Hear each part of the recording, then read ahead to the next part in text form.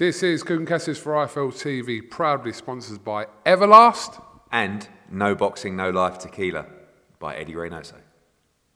Do you know what? Just for that plug, you should send me a bottle, really. Get on the phone to him. What we're going to do is, this is actually a very special bottle of No Boxing, No Life Tequila, which Eddie gave to me personally during our co-promotion in Guadalajara. You see my drinks cabinet over there, which you know I'm not really a boozer, but I have got some outstanding bottles of alcohol over there. But I'm going to give this away, okay? I'm going to give away this bottle of No Boxing, No Life Tequila. And the way that I'm going to give it away is, I'm going to ask you a question, and you're going to tweet Kugan Cassius. And the question is this.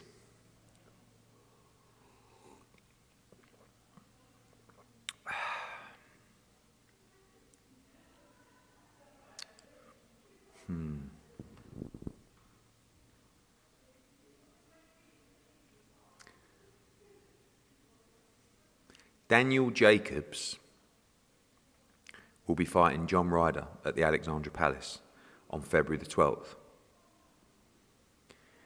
The Alexandra Palace is also the home of the World Darts Championships, which moved from Circus Tavern many years ago.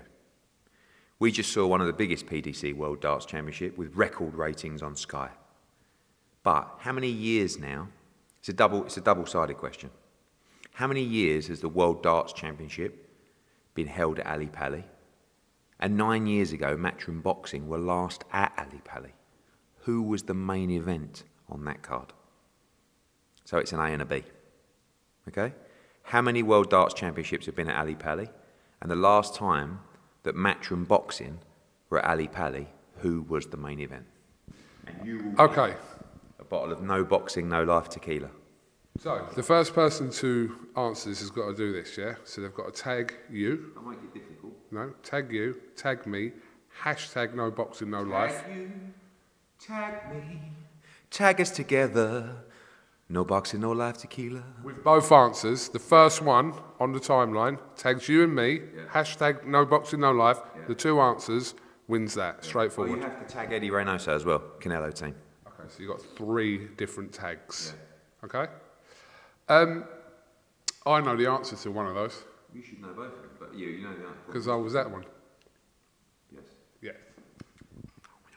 Was that one? That was Yes. I've never ever seen you in Stone Island, ever. Ever.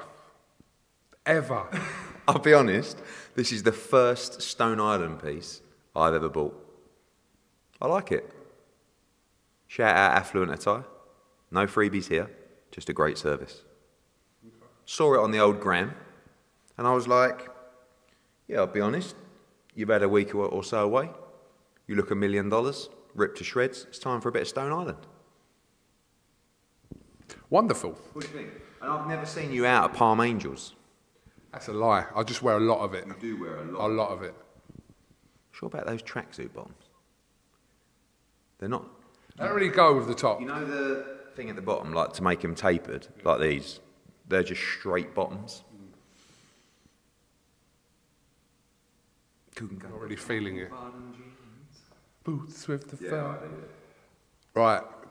Okay, so let's jump straight into the schedule that was announced over the next 2 months. Well, we actually did it in our interview about just before Christmas, didn't we? Because we were going to release it the day before Christmas. Got delayed, and obviously now we're having to redo it again. Yeah, we had to skip that part out, obviously, because the Zone weren't ready to announce the schedule. So, first of all, feedback from your loyal consumers and the public. Really good. Was it 7 shows in 8 weeks? Both sides of the Atlantic, some really good cards there. I've got to say, the feedback for Jacobs against Ryder has been unbelievable. We are nearly at 5,000 tickets already, and we've had to increase the capacity at Ali Pali. Granted, Johnny Fisher did 1,500 tickets in 48 hours, which is just the most incredible thing I've ever seen. That show's gone down really well. Of course, Liam Smith against Jesse Vargas, great fight with Quadras against Rungvisai as well, double header. Okoli against Sislak, really good fight. We've got undercard actually dropping hopefully tomorrow for that fight. March 5th, Estrada Chocolatito. Who can say a bad word about that fight? 2 fight of the year contenders, and obviously the trilogy for that fight. Got to say, another one that's gone down really well is Lee Wood against Michael Conlan. Great fight. Pleased for Lee that he's going to Nottingham Arena.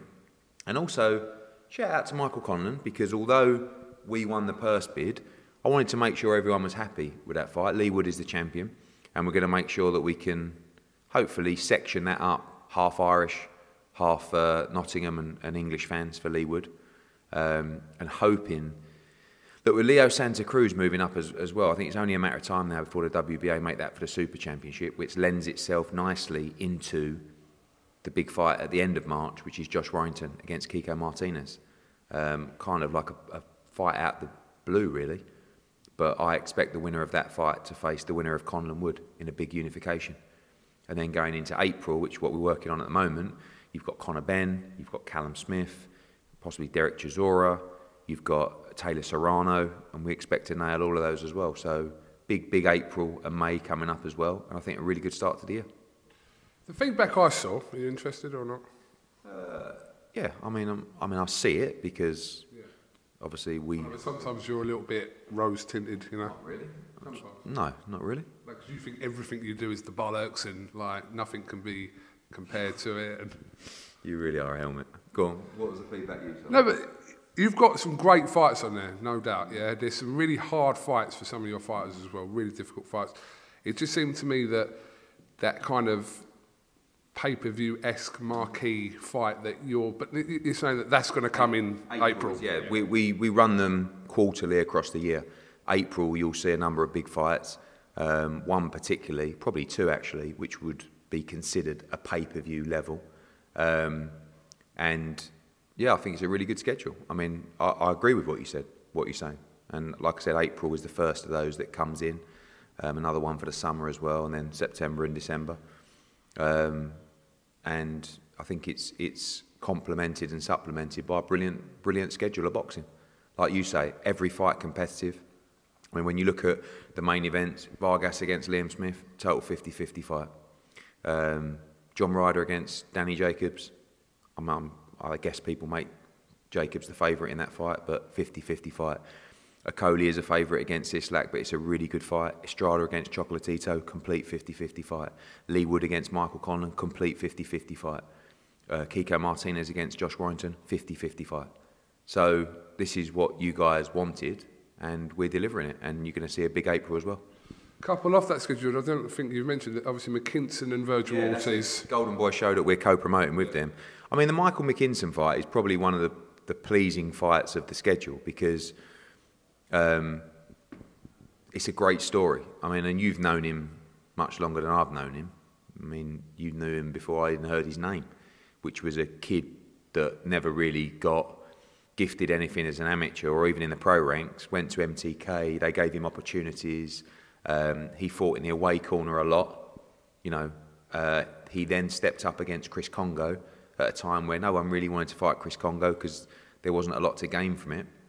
Beat him, and then we signed him, boxed here, and now he's making an absolute fortune to fight Virgil Ortiz. And the money's always important and sweet because it's a tough sport, and you got to make it while you can. But if he beats Virgil Ortiz, and he's an underdog in that fight, he just, I mean, you know, he goes on to make multi-million-dollar purses, and he's got the style to do it. You know, Virgil Ortiz, for me, already top 5 welterweight in the world. Brilliant fighter, so powerful. But there's only certain styles that can beat him. And Michael Mickinson has got a style that will do well against Virgil Ortiz. He's very dangerous, though. But Mickinson has just walked himself into. It's been a big team effort from everybody. But he's been given an unbelievable opportunity. Life-changing opportunity in so many ways. And I'm chuffed for him. Is it fair to say there's obviously, with Virgil Ortiz, slightly untested to a certain degree, Virgil Ortiz? I mean, look, he beat Kavaliauskas in his last fight, beat Maurice Hooker. Sorry, Maurice Hooker in his last fight, Kavaliauskas before that, wasn't it? Or the other way around. I mean, they're very good fighters. Mo Hooker is a former world champion. Like, he's a world-class fighter, and he beat him. I know Mo had a bad hand, but still, Kowalski is tough. I just rate Virgil Ortiz very highly. I rate him, and I rate Boots Ennis. You know, and we talk about McKinson, we talk about Conor Benn. You know, I always said that Conor Benn is 1 or 2 fights behind Ortiz and Ennis in terms of his development. I think those guys are ready to fight for a world title now.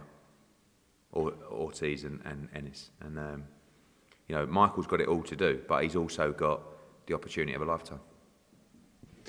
Let's talk about Liam Smith and Vargas. Obviously, this was a fight that's been talked about for quite some time. It's a fight that Liam Smith has obviously, he's wanted that fight for the last year. I suppose Liam's in a kind of, not strange position in his career, but he's at kind of at the back end of his career, coming off the Kurbanov fight, which a lot of people believe he won that, and then obviously the Anthony Fowler. So he's kind of reignited his career off the back of the Fowler win again. I think Liam's in a great position. I think, to be honest, he's one of my favourite fighters at the moment because he's a throwback fighter. He's really good. He's a world-class fighter, unquestionable. And I think he's really well placed. I mean, look, the Vargas-Smith fight is a 50-50 fight. But if Liam Smith comes through that fight, he's in a brilliant position to get a big fight. And he deserves it. You know, the Fowler thing was really interesting where, I know you joke about me saying everything I do is, you know, right and blah, blah, but that was an example where that was the right fight for both, right? Liam Smith kind of felt a little bit, you know, hard done by, I think, when I started talking about fighting Anthony Fowler. And I said to him, look, mate, you're coming off a loss. No one thought you lost against Kurbanov, but you're coming off a loss. So you need a high-profile fight to get yourself a big fight like Jesse Vargas. He went through that, the rest is history. Both guys done well in that fight. Both guys made a lot of money. Both guys sold out the Echo Arena. And now Liam gets his fight. So it's a big fight for him. And I think it's going to be a war. I really do. I mean, all Liam Smith fights are entertaining. But when you look at his defeats, forget Kurbanov. But, you know, one to Munguia in a great fight and the other one to Canelo Alvarez. So Liam's a brilliant fighter. And I just feel that he's still fresh. He's not, you know, Canelo fight and Munguia fight. They were, but he's clean liver, and you know, I think he's going to be in some really good fights. Yeah, it would be good to see the defeats he's had in his career have only been to class opponents like that. But it would be good to see Liam Smith kind of, if he beats Vargas, then get that kind of fight that he probably craves before he finishes his career. Who is that fight?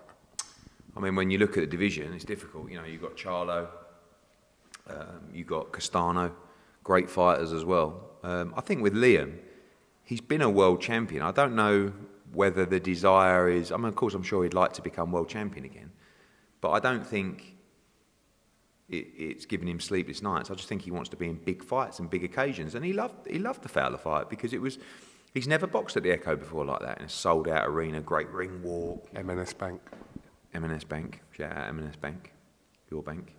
And, yeah, so I just think Liam is a really good fighter, and I think he's an underrated. I feel like he's never really had the exposure that he deserves, especially as a world champion.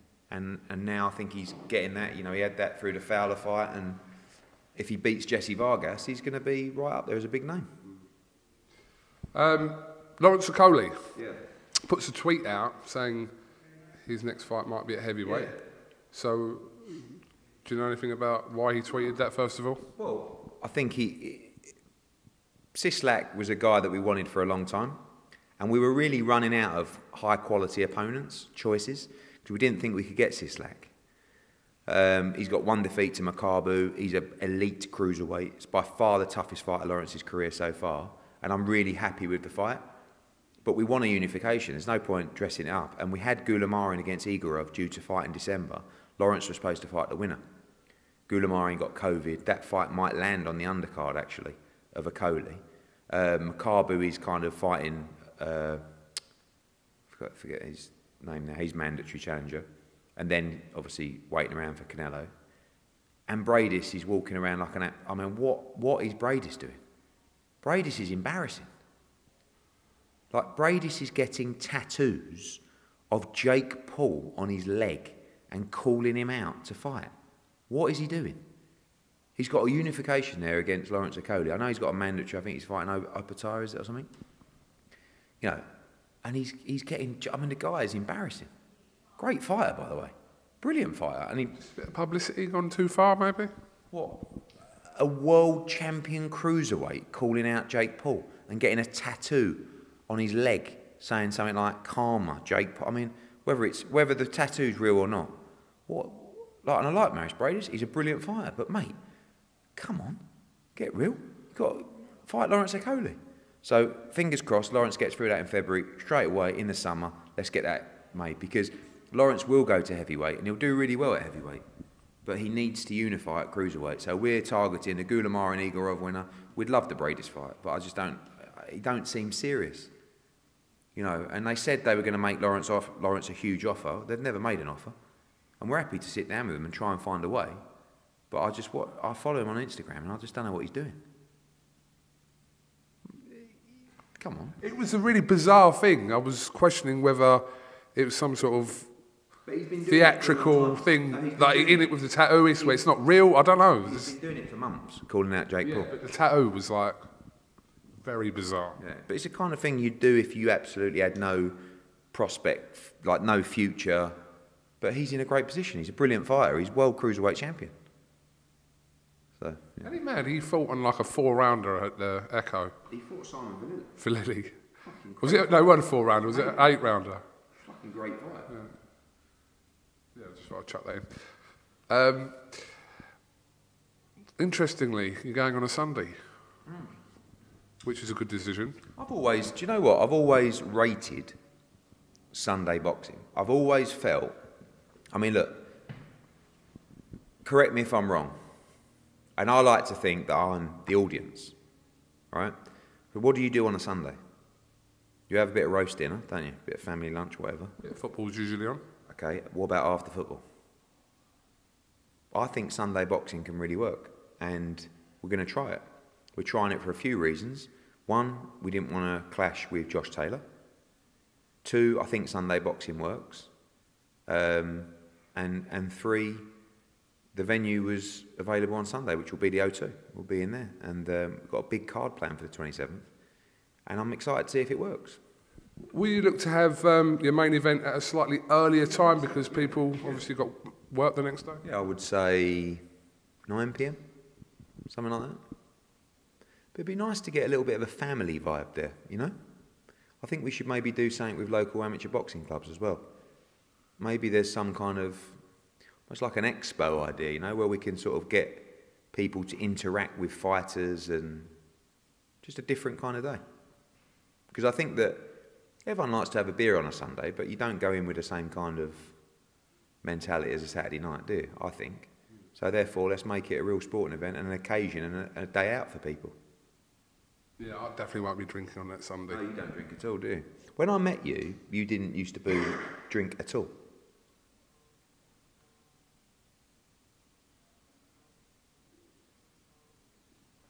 Who's that? It's actually a number I don't know. But I have got a meeting at 3 o'clock, which is in 18 minutes. So I'm just going to message that person and say I'm going to be 10 minutes late for that meeting. Great idea. Because I know you're thirsty.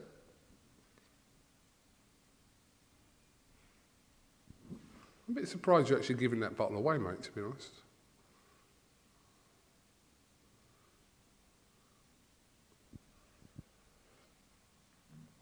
Who else could feature on that O2 card on the 27th?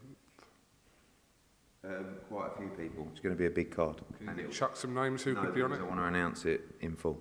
Okay. And I keep doing this. Just finishing. Hold on, just got Coogan here. Just finishing. He is thirsty for content. So might be 10 minutes late. Whoever that is, I hope you're actually not writing that. Edward, the most surprising one on the card, or on the schedule rather, was Josh Warrington against Kiko Martinez. I guess surprising, but not surprising, if you think about it. Like, and you know, so we had promotional options on Kiko Martinez. We looked into the Kid Galahad rematch. Him thinking about moving to 130, which I think is the move, by the way. I don't think he should box at 126 anymore. Kiko didn't really want the Kid Galahad rematch because he said, look, I've just knocked him out. I'd like to take another fight. He said he'd do it in Spain, and the money just didn't work out for Kid Galahad. It wouldn't have been the right option for him. But the one thing he wanted, Kiko, from the start, was to rematch Josh Warrington. He said, I beat him last time. I know 100% I'll knock him out, and I want to fight Josh Warrington. And honestly, when Kiko won that fight, I never even thought about the Warrington fight. I don't know why, but anyway, went to Josh, and Josh, the plan for Josh was to go and have a fight in America. That's really what he wants to do, you know, wanted to have an away trip with the fans. And this opportunity came up for him to become a two-time world champion, and he grabbed it with both hands. Opportunity knocks, and it's a funny old game how it's worked out. And it's a really good fight. Kiko comes, you know, full of confidence, obviously, and Josh comes with the question marks. Is he the same fighter that he was when he beat him 4 years ago, whatever it was? I see it as a 50-50 fight, I really do. I think it'll be a cracker. So, in regards to Kid Galahad, were there talks about that rematch? Yeah. Were they taking place? And at first, the first sort of, it's difficult for the fighter because I think the team around him felt that obviously financially it's got to be right, and two, I feel, and a lot of people feel, he should move up to 130. So I spoke to his lawyer and his team. We mapped out a plan for him at 130. It looks like he's going to fight on the Wood-Conlan card in his debut at Super Feather. And it was a mixture of, one, Kiko was being difficult about that fight, didn't really want to do that fight again if he did in Spain, and he wanted a load of money for that particular fight. So all things considered, we move forward with a Warrington fight, and there'll be a plan for Barry in place at 130. Obviously, we've got a great mix there with a Gower, the world champion, and Cordina and Barrett, etc. So looking for him to have a decent fight on that Wood-Conlan card, and then come back and fight for a world title at Super Featherweight. Okay, on that Leeds card, who else could feature? Can you chuck any names? Is Ebony Bridges going to be on that card? Yes. So Maxi Hughes will defend his IBO world title on that card. We're hoping Ebony Bridges fights for a world title on that card as well. And again, we'll announce all those. Really good card in Nottingham as well. So we're just finalising all that. You'll get announcements. Well, you'll get the Nottingham announcement at press conference next week, by the way. Yes. Wednesday of next week, just finalising, been with the boys and girls. Wood against Conlan, press conference Wednesday in Nottingham. Thursday in Belfast. Ooh. Next week. So we're going old school, really, because we don't, you know, it's really been a while since we've done something like that. But and we'll announce the undercard as well at that press conference. Tickets will go on sale next week. Well, I'm glad you've announced the press conference, because it's like the 12th today and it's nice, isn't it? It's done nothing. Yeah, it is. No, I'm just saying, there's been nothing. No, there's been no, like, you know. Do you know what? One thing I've noticed about you, a lot of people start going, do you want to know what the general consensus is? Do you know what people have been saying online? What they say is, you treat me very differently to other promoters. You ask me questions and have digs at me that you never had digs at or ask questions of other promoters. Sorry, that's the truth. Okay. Just saying. It's fine. Just saying. A lot of people have been supporting me lately. Bitchy, aren't you? No, like, you are very bitchy sometimes. I'm not bitchy. Because I wasn't actually saying anything wrong. I just said that it's like the 12th. And you said it's the 12th and you haven't done anything yet. No, I didn't mean that. I mean, like, press-wise. You know, this is like we live for this stuff. You know what I mean? People like me. I basically fund your channel. You basically don't, but I see where you're going with it. Bitchy now? Look at you, throwing your toys out of the pram. You basically don't. Like, it's banter. All right, mate. All right, mate. Can I take one of these bottles home? That one. You'd love that one. That one. Okay, let's talk about Conor Benn. Yeah. I've seen you've made some comments in relation to possible fights with Robert Guerrero and Maurice Hooker. Mm-hmm. Surely Maurice Hooker's the better fighter from the two of them. They're both good fights. I mean, Maurice Hooker, they're both tough fights. Guerrero's been at world level, just beat Victor Ortiz. Hooker's a real dangerous fighter.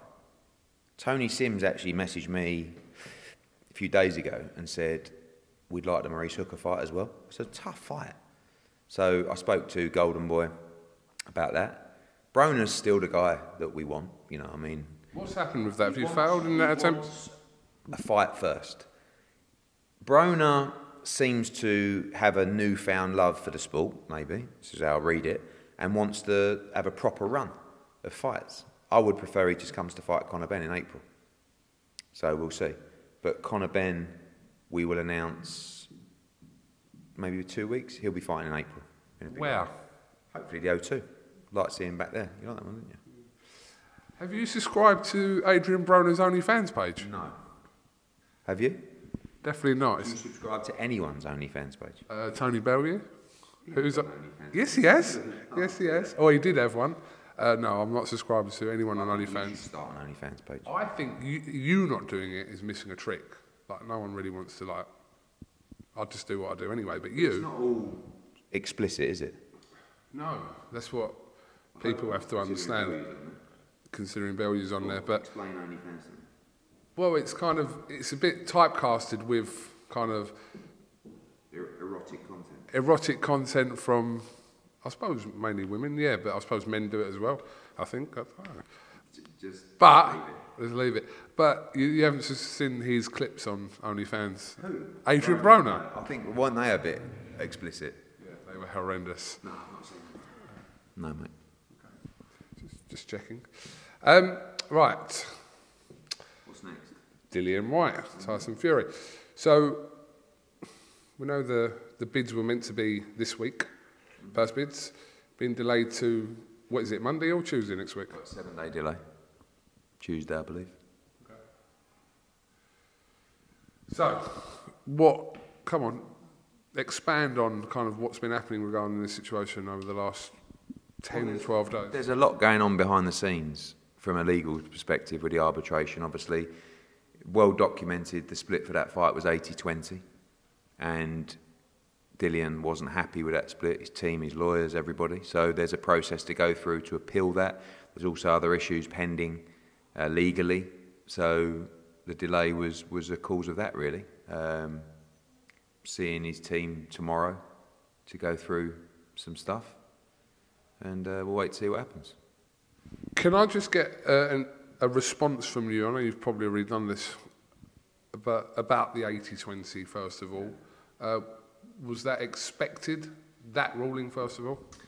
The way that I guess he's been treated over the years, yeah, probably. I mean, 80-20 is like a standard split for some random guy who's sort of won a average eliminator and just found himself in a position, in my opinion. You know, the split has a maximum for Fury-Whyte of 45%. And what you're doing is you're not taking into consideration the draw of Fury-Whyte, the fact the guy's headlined, 6 pay-per-view events, sold out the O2 on numerous occasions, but more importantly, the amount of time that he's waited, or he's had to wait for this opportunity. And we don't feel that 80-20 is a fair representation of that. Got every right to appeal. Lots of people appeal about splits, not, and you know, we'll have to see where it goes. But I don't think that split is fair at all. No, and I think he's quite right to be taking action on it. What is your understanding of the actual rules regarding splits and interim champions? Because there's as most rules by the governing bodies, which is basically at the discretion of the governing body. And which are not rules then, really, are they? Which is a rule of, well, you've got pages and pages of rules, and then basically one clause at the bottom says we'll do what we want.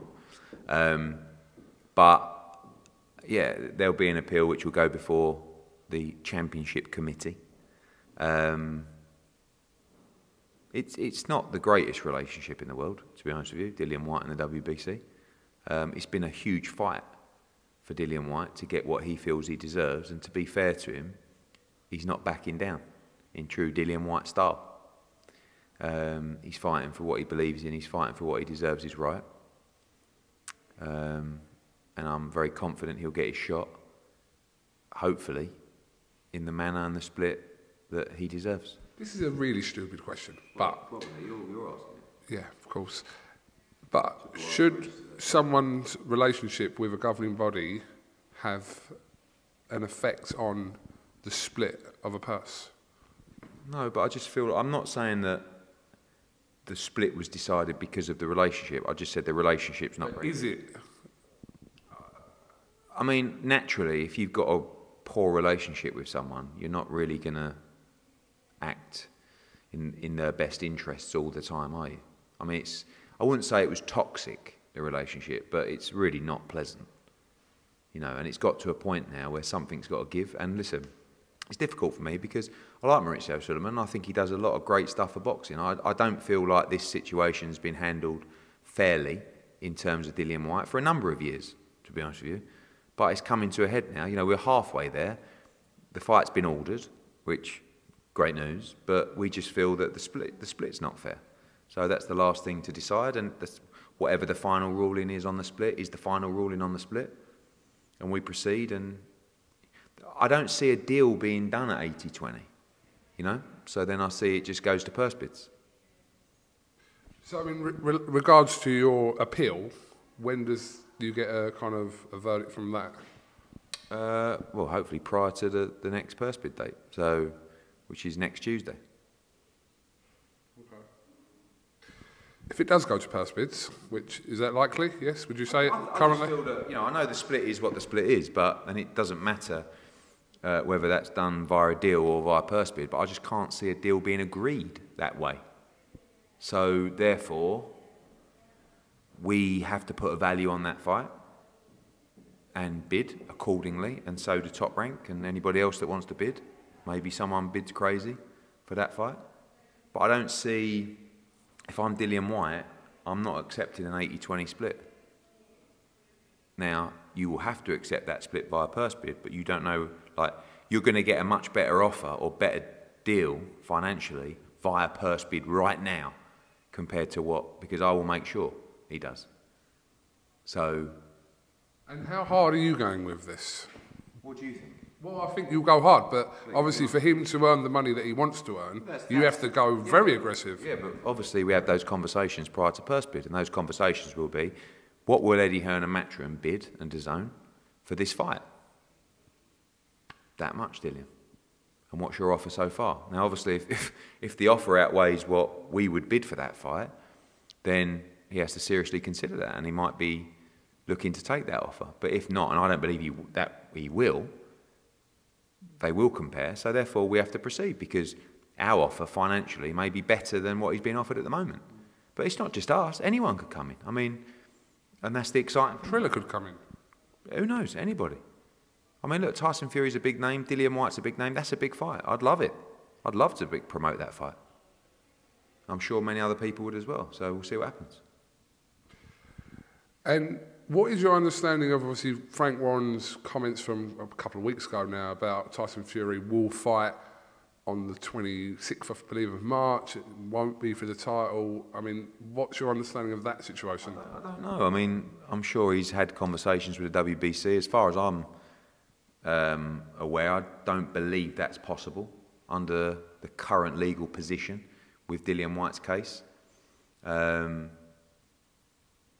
don't know. I mean, Tyson Fury can do whatever he wants. If he wants to vacate the belt, I guess he can fight on March 26th, you know. But I don't know why he'd want to vacate the belt. I mean, the value, as always, is in owning the belts and becoming undisputed. So I don't know why the Whyte fight has taken so long to try and make, because it's just such a natural fight, such a great fight for British boxing. It's massive. What is your plan? Like the one fight no one talks about from their side. Like Fury doesn't really talk about the Dillian Whyte fight. Frank, Bob, they sort of briefly talked about it, just sort of brushed it aside and said, oh, he wants too much money. But when we have mandatories, like Pulev or Usyk or Povetkin, and they were quite difficult to negotiate because obviously they're in a great position because they're a mandatory, we didn't just vacate a belt or say, oh, Usyk's too difficult to negotiate with. We're not fighting him. We'll fight someone else. You're supposed to take care of your mandatories as a champion. And I just feel like it's a great fight. And Tyson Fury will believe that he can beat Dillian Whyte, but it's a really good fight. Bob Arum's comments about the financial demands of Dillian Whyte accurate, were they? What did he say? Said he wanted 10 million. I think in terms of the value of the fight and in terms of a split that we feel is fair, yeah, I think that's, yeah, dollars, pounds, whatever you want. Do you have a plan B for Dillian Whyte? I have a plan A, B, C, D, E, F, G for everybody. And yes, there's a plan B for Dillian Whyte, but right now it's just a case of getting what is fair. And that's playing out the WBC situation. Okay, which the next part of this puzzle is Joshua Usyk. Is it warm in here? Are you grilling me? What? Is it warm in here? Are you grilling me? It's really hot in here. Yes. I feel like I'm under pressure from your questions. You don't ask anybody else. Cheers, mate. It's taken you a long time to realise that it's... Can't you just turn your heaters off, mate? Huh? I never knew that come up like that. Yeah. I never knew that come up like that. That's something new every day. Right. So, latest on Joshua Alexander Usyk. You've made some comments saying that could go back to Wembley or back to Tottenham rather, or Wembley in April. Is that still the case? You're still negotiating that? I said on, I think it was TalkSport, I just said, look, I feel like the fight will take place in the UK, and if that's the case, it'll be at a stadium, obviously, and Tottenham would be a great place to return to, as would Wembley. So I think now Christmas is over, as you say, not done anything so far this year, and we'll talk with Alex Krasuk shortly and start planning that venue. But April, I think, is a realistic day. Sometimes everybody talks about February and March, and you know, before you know it, it's not going to be long. It'll be the end of January. It'll be February. And major events take a lot of planning. So that's why I said April is just more realistic. Can you give me a situation where that fight doesn't take place, or isn't that an option? I mean, you know, we talked about the Usyk Fury fight and a deal for Joshua to wait, and now basically a deal for Dillian Whyte to wait, so I guess that scenario, which hasn't played out.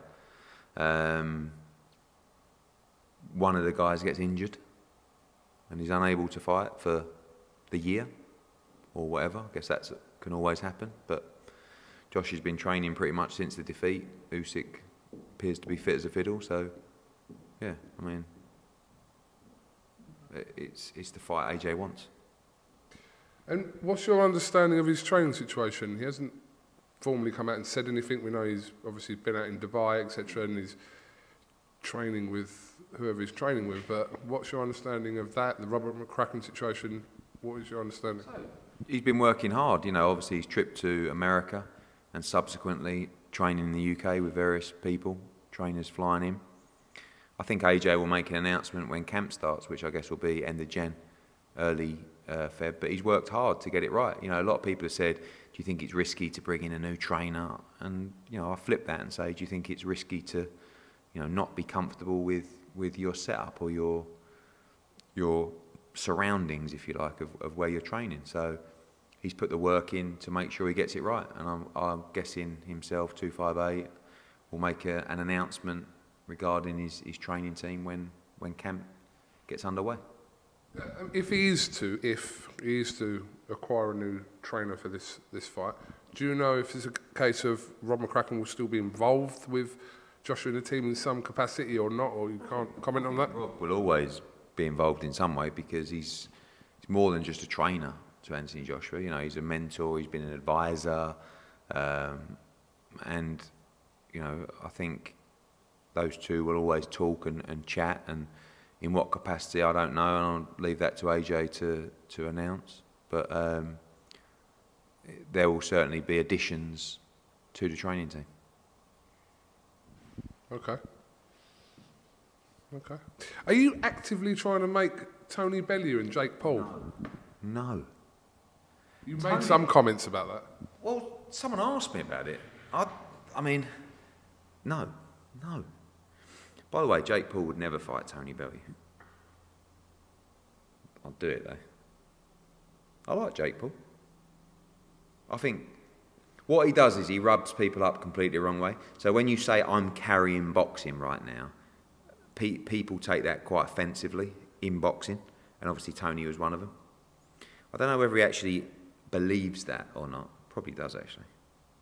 But listen, once we nail Taylor Serrano, me and Jake Paul are going to be co-promoters. Interesting. Very interesting. Huge fight.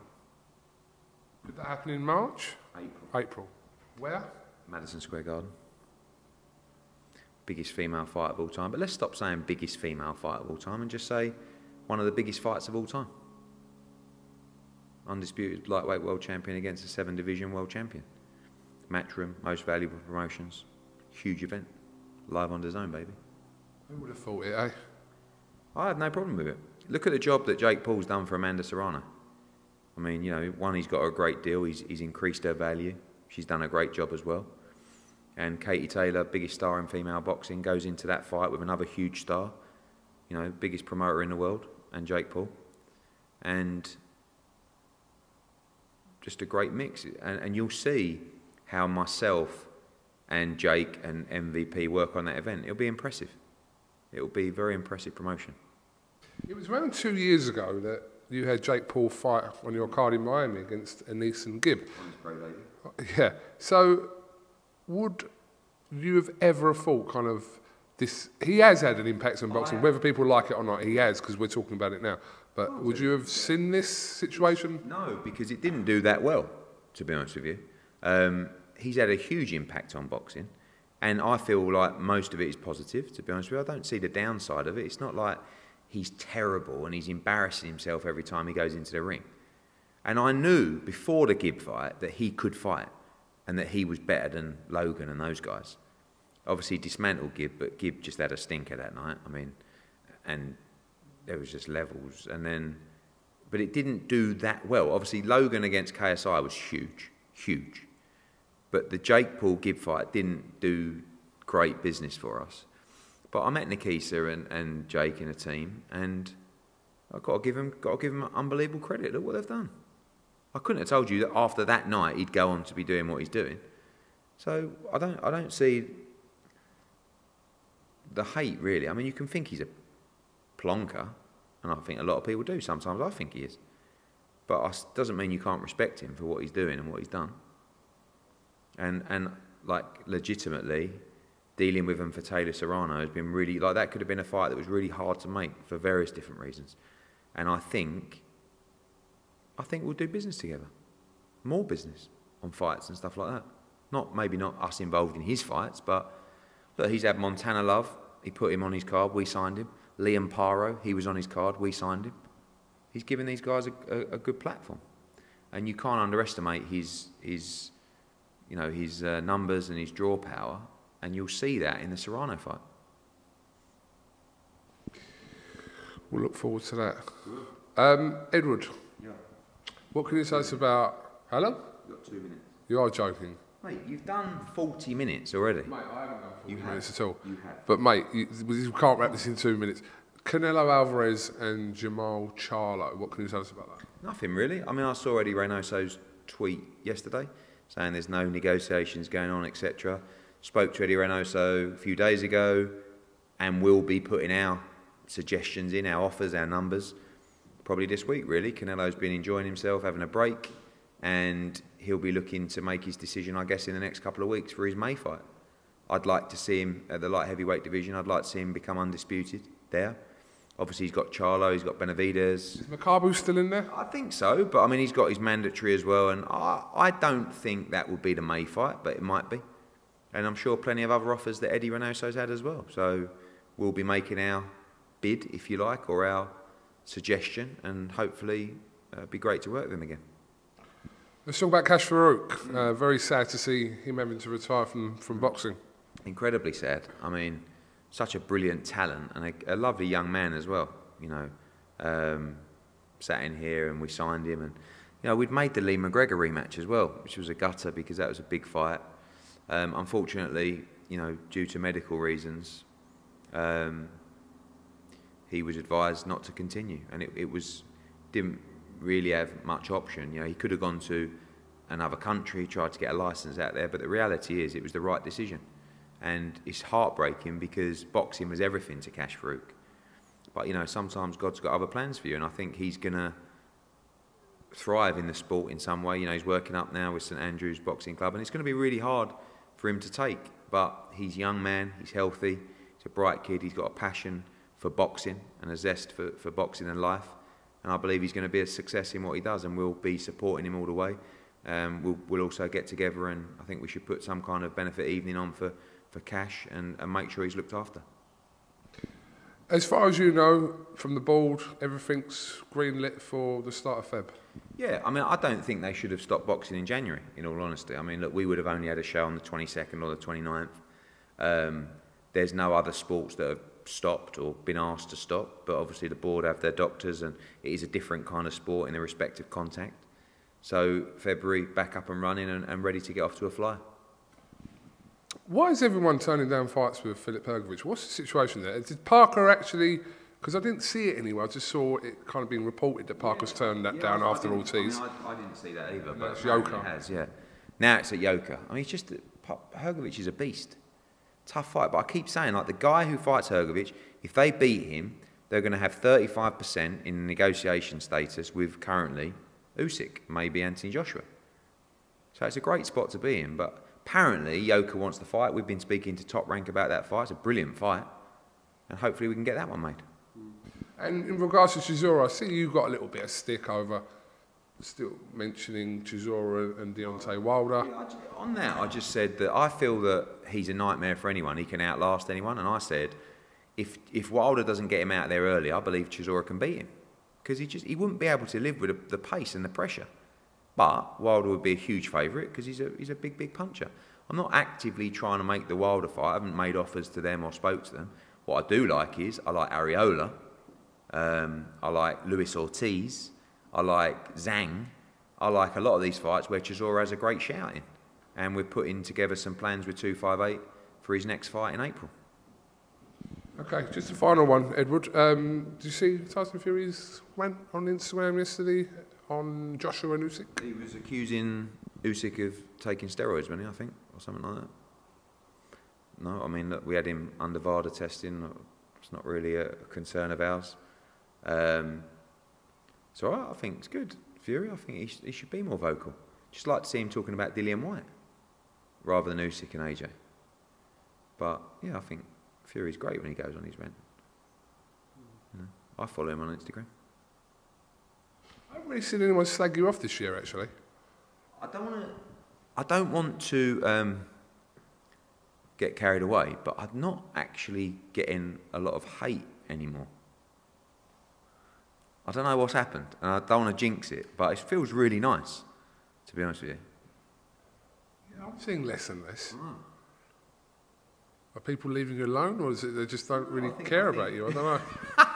No, I think that when I was with Sky, like, it's, you kind of, I don't know. I think sometimes people think you're a bit institutionalised, and this deal's given me a bit more freedom to do what I want to do. Like, it's another thing, like, I've never seen any criticism of our commentary on DAZN. And every show we used to do was just constant abuse about commentary, and I just feel like, yeah, I don't know. How long may it continue, mate? I'm absolutely buzzing about it, to be honest with you, so thank you, everybody. It does make me feel good, but I'm sure it'll change. Is Maya Jama still with DAZN? Yeah, but obviously, the problem is with Maya is she has landed a few big gigs. Just slightly, the biggest one on ITV with Simon Cowell was quite a big one, so it's just a case of working her into the schedule, and obviously Laura is our main presenter now for the boxing. So. Literally, this is the last one. Are you gonna go back there later? Someone put that picture up the other day. Remember? You talking about going back to fight camp? Yes. Someone put a picture up the other day. You saw it, right? They framed it, and I thought to myself, how good. Have you met Carl Frochet? Yeah, he's friends with Ferrero. Ferrero Frochet. Got it. Yeah. I just thought to myself, how good is that event? I know we got to stick about the prices, but we only had like a couple of hundred tickets. But how good is that event in terms of just a gathering of people from the boxing community? You're just walking around with, like that guy, what was it? You, Frochet, Ricky Hatton, Kel Brook, I don't know who else was here. Like, Bell, you. Yeah. And Maya Jam or whatever. And it's just, Fight Camp is a great, great event. And will we bring it back here this summer? Yeah, I believe we will. Are you really? I think so. It's hard work, mate. I won't lie. It's really hard work. But it has become, you know, it's also hard when you've got crowds back. Can you get more people in? Not really want more people in. I think you can expand on the field a little bit to have like a dance floor at the back. I think the council are happy with a couple of hundred, to be honest with you. So let's not push our luck. Yeah, I think Fight Camp every year, definitely, mate. Definitely. Have you got anything else you'd like to add before we finish? No, just get ready for a massive year of boxing. Download the Zone, best value in boxing, best schedule in boxing by a country mile. Get ready for the April announcements as well. And I hope everyone has a great year. Everyone stays happy, stays safe, stays healthy. And let's rock and roll. Eddie Hearn, appreciate quite a bit of your time today. Thank you very much, and we'll see you next week at the presser.